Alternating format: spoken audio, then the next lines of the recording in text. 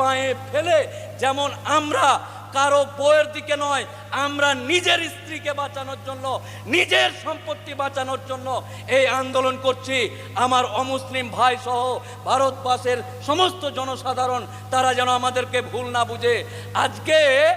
আজকে মসজিদ ডিএমকে পাওয়ার দিচ্ছে, ডিএম যেতে যেতে যদি মনে করে এই টিপু সুলতান মসজিদটা খুব সুন্দর, এখানে তো মেট্রো হয়ে গেছে, ये মসজিদ हमको दे दो, গব্বর সিং এর মতন ডায়লগ মোদির লোক এই সরকার বলতে চাইছে এ কালিয়া এ হাত মুঝে দে দে।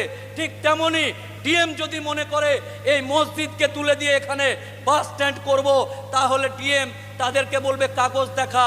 600 বছর আগের মসজিদ, 1200 বছর আগের মসজিদ, আমার বাপ দাদুদের তৈরি করা মসজিদ, এই মসজিদ নিজের জান থাকতে কারো হাতে তুলে দিতে চায় না।